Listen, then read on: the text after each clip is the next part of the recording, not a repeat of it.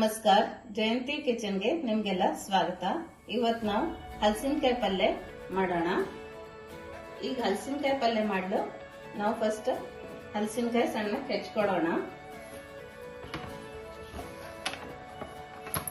ಈಗ ಅಂಟಿರೋದ್ರಿಂದ ಕೈಗೆ ಫಸ್ಟ್ ಕೊಬ್ಬರಿ ಎಣ್ಣೆ ಸ್ವಲ್ಪ ಸವರಿಸ್ಕೊಳ್ಳೋಣ.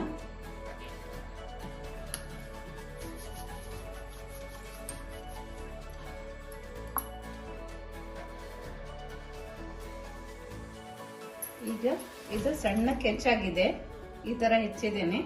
ಎಲ್ಲ ಸಿಪ್ಪೆ ಎಲ್ಲ ತೆಗೆದು ಒಳಗಿಂದ ಪೋರ್ಷನ್ ತೆಗೆದು ಇದು ಸಣ್ಣಕ್ಕೆ ಹೆಚ್ಚಿಕೊಂಡಿದ್ದೇನೆ. ಈಗ ಕ್ಲೀನ್ ಆಗಿ ತೊಳ್ಕೊಂಡು ಬೇಯಕ್ಕಿಡೋಣ.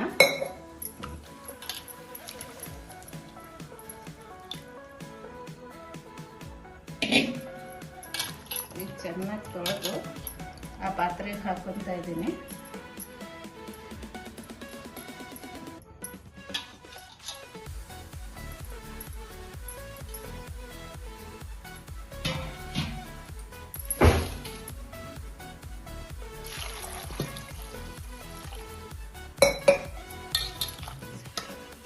ಇಷ್ಟು ನೀರು ಹಾಕಿ ಬೇಯಕ್ಕಿಡೋಣ.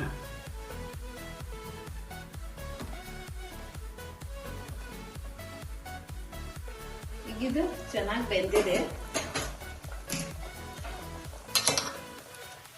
ಈಗ ಇಲ್ಲೇ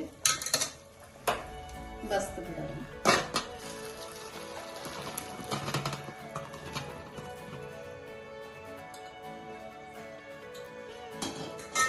ಇದು ಚೂರು ಆರ್ಲಿ, ಆಮೇಲೆ ಸಣ್ಣ ಪುಡಿ ಮಾಡ್ಕೊಳ್ಳೋಣ. ಈ ಥರ ಸಣ್ಣ ಪುಡಿ ಮಾಡ್ಕೊಂಡಿದ್ದೇನೆ. ಈಗ ಒಗ್ಗರಣೆ ಹಾಕೋಣ. ಎಣ್ಣೆ ಕಾಯಕ್ಕೆ ಇಟ್ಟಿದ್ದೇನೆ. ಸಣ್ಣಕ್ಕೆ ಈರುಳ್ಳಿ ಹೆಚ್ಕೊಂಡಿದ್ದೇನೆ, ಮತ್ತೆ ಬೆಳ್ಳುಳ್ಳಿ, ಒಂದು ಬೆಳ್ಳುಳ್ಳಿ ಜಜ್ಕೊಂಡಿದ್ದೇನೆ.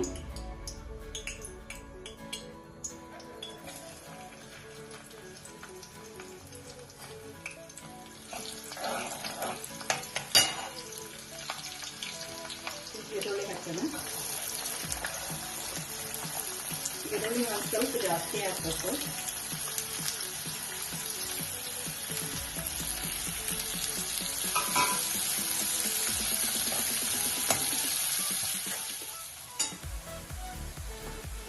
ಈಗ ಅರಿಶಿನ ಪುಡಿ ಹಾಕೋಣ.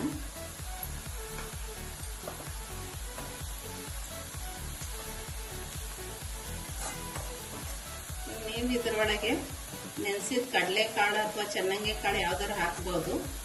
ನಾನೇನು ಹಾಕಿಲ್ಲ, ಅದು ಆಪ್ಷನಲ್ ಇದೆ.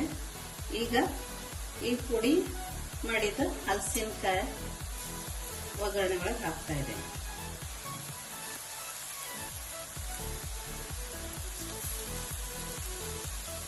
ಪಲ್ಯ ರೆಡಿ ಆಗಿದೆ. ಈ ಪಲ್ಯ ನಾವು ರೊಟ್ಟಿ, ಚಪಾತಿ ಅಥವಾ ಅನ್ನದ ಜೊತೆ ನಂಚ್ಕೊಳಕ್ಕೂ ಮಾಡ್ಕೋಬಹುದು.